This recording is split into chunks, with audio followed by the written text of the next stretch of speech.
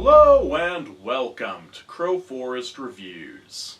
So this year for Halloween, I thought we'd take a look at a couple of classic killer doll movies. Classic in the sense that it's a classic trope that has been around for a very long time. The Boy is much too recent of a movie to be considered a classic itself just yet.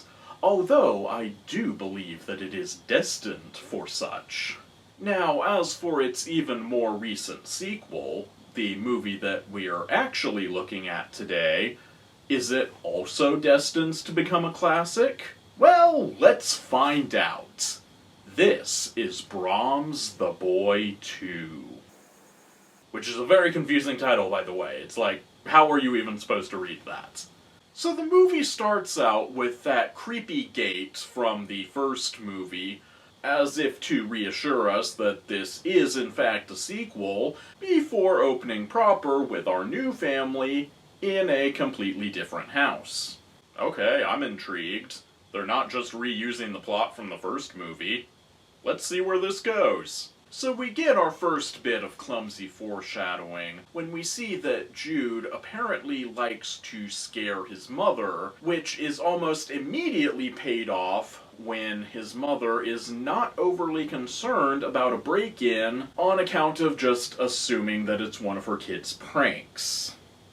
Awkward. Fortunately, the mother survived the bonk to the head, but Jude has been so traumatized by the whole ordeal that he's stopped speaking, communicating only through writing in a notebook. Meanwhile, the mother is dealing with her own post-traumatic stuff, and the father suggests that it might do them some good to get out of the house for a while. And, well, yes, that is a good idea. For the love of God, don't go to the place that you're obviously going to. So, obviously, they end up at the same house from the first movie, or, more precisely, at the mother-in-law cottage on the grounds of the house. Seriously? A whole world of non-traumatizing places you could have come to, and you come here? Seriously, though, this is a very clever way of getting them here, and it is a very different setup from the first movie. So, Jude finds the doll of the titular boy, and he wants to keep it. This will only result in good things. So the mother gets the doll cleaned up, noting how it had apparently been broken before and mended. And damn, that's a good repair job. That thing was completely shattered in the first movie. And yes, I know that the first movie ended with the shot of the doll being repaired. I'm just kind of amazed that the crazy kid from the first movie was able to do this good of a repair job. The mother is woken up the next morning by her son playing Braums on the piano while sitting next to the doll, whose name is Braums. So that's all creepy and symbolic and shit. Then Jude takes his mother out to where he found the doll, and that's where they meet this charming and not at all creepy guy. I'm Joseph, Joe. Joseph Joe.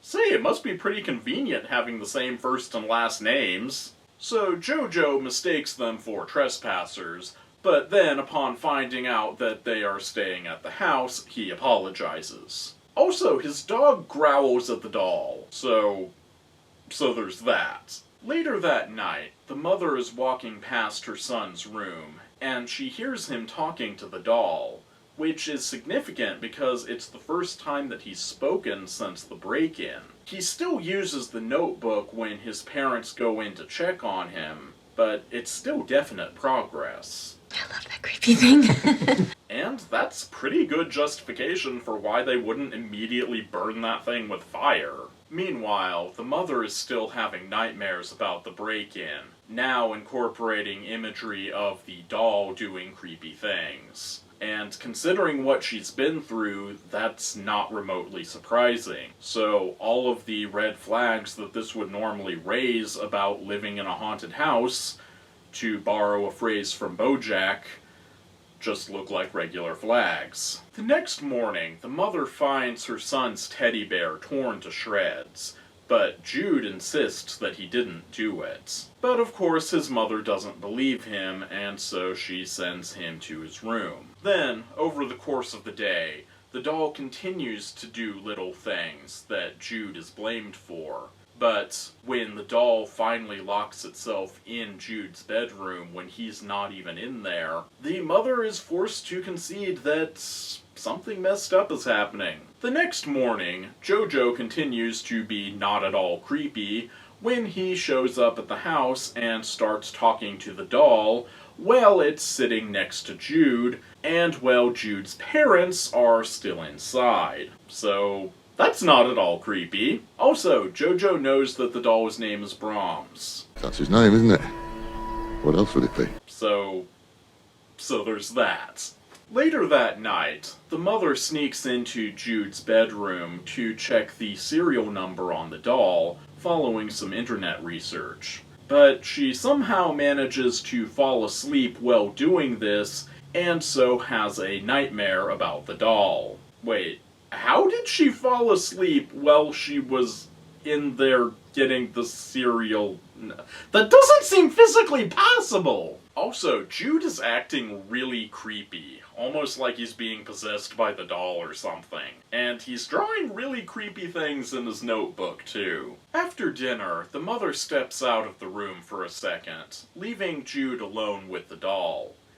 And then there's a huge crash, and when the mother steps back in, the table has been overturned. And it's a heavy table, too, so Jude couldn't have done it. The next morning, Jude's parents wake up to find that Braums has kidnapped Jude. Not that that's how they see it, or at least not how his father sees it, but still. So they start searching for him, going into the main house, and even going into the walls to find him. The mother ends up finding the doll in the attic, but there's still no sign of Jude.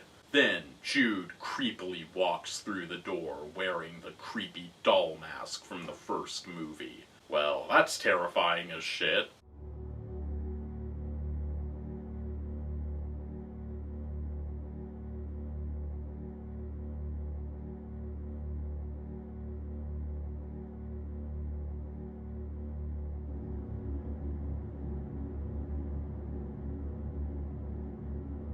So Jojo shows up to provide some exposition, aka recap the first movie, and he tells them about the boy Braums who went crazy and killed a little girl, and then proceeded to live inside the walls of the house for the next 20 years. But he doesn't mention the bit about how Braums's parents lived with a doll replica of him for those same 20 years, treating the doll as their own kid. That seems like a rather big thing to leave out. I'm gonna have to give you a B- on exposition there, Jojo. So Jude's cousins come over, despite Jude's warnings that Braums won't like that, and they go out into the backyard to play. There's nothing to do here. You could play croquet. We could play croquet. Yeah, do that. So, boy cousin turns out to be a total asshole. He breaks the top off of a croquet stick, making a dangerous splintery point, and says that he is going to break the doll in order to make Jude normal. And he proceeds to steal his sister's hat. What a nice guy. Jude tries to get the girl's hat back for her, but boy cousin won't let go. And so they end up playing a little game of tug-of-war, with boy cousin's back to the splintery point of the broken croquet stick.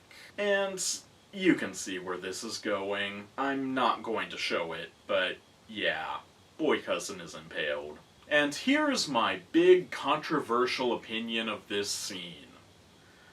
The kid got exactly what he deserved. He's the one who created the dangerous point in the first place, and he only fell because he was being a jerk. Now, I know what you're thinking, but before you call me a heartless monster, just know he's fine. The stick went through his shoulder, and his parents rushed him to the hospital. Hey, Leiser, it's me. We just saw the doctor. I think Will's gonna be okay. Now you can call me a heartless monster. Go ahead and cancel me, it's fine.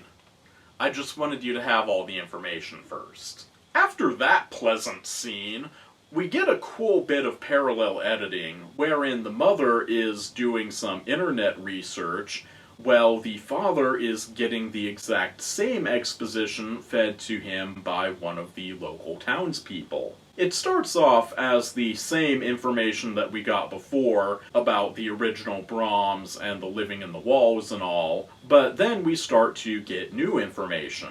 Apparently the doll had had previous owners before Braums and had caused them to go crazy and homicidal too, meaning that it was actually the doll that caused Braums to go crazy, rather than it being the other way around.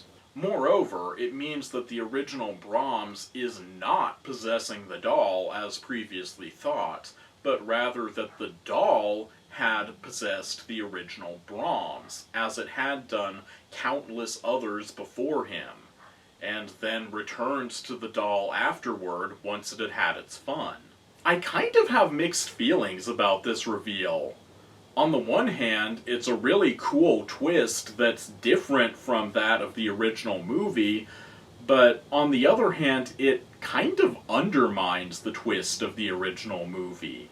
In that movie, we spend virtually the entire film assuming that the doll is being possessed by a demon, but then the twist at the end, it's revealed that everything has actually been caused by the very much flesh and blood son, and not by the doll at all. So, ultimately, the doll was just a very creepy but ultimately non-supernatural surrogate for the old couple's lost son.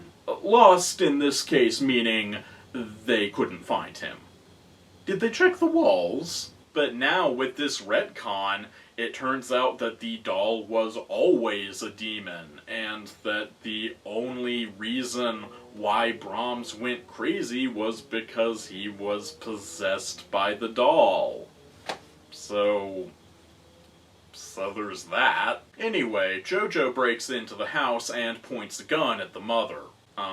Wait a minute. Did I miss something? Apparently he's evil now! I thought that he was trying to undermine Braums's plans this whole time, but apparently he's been working for him? Oh, and apparently it was Jojo who mended Braums at the end of the last film.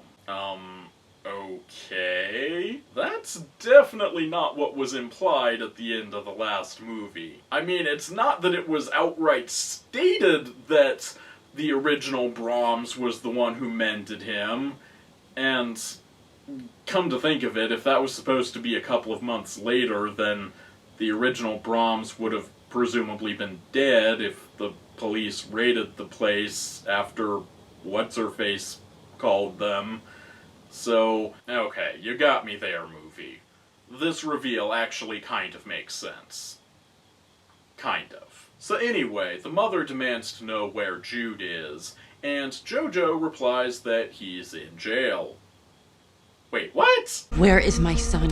He's in the big house! Oh, that big house! Yeah, I probably should have been able to figure that out from context. So the mother goes off to the big house, and she finds Jude, once again wearing the doll mask, and now standing in front of the fireplace holding the doll, apparently about to burn it. I mean, burning the doll seems like an excellent idea, so why do I get the feeling that that would somehow be bad? Maybe it's because the doll has already fully possessed Jude, and so destroying his former vessel would make the transfer permanent? Hey, I'm trying to figure this shit out here. Anyway, the father sneaks in and smashes the doll, temporarily causing the doll's possession of Jude to slip. But of course, the doll is not dead. And moreover, he's gotten an upgrade to nightmare form. So after a brief struggle, Jude throws the doll into the fire, but I have a bad feeling that he wasn't quite fast enough and that he'd already been repossessed. And indeed, the final shot of the film confirms this, with Jude walking over to his mirror, putting on the doll mask, and wishing Braums a good night. Well, that's creepy as shit. So that was Braums the Boy 2. How was it?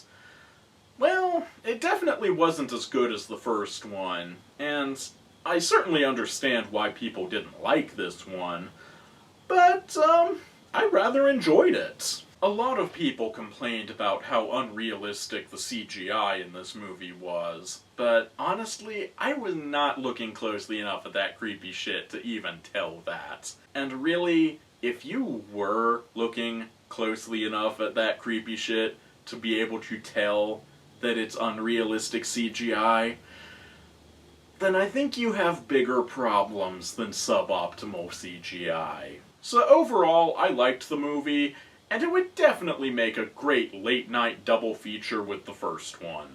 Well, that's all for now. Until next time,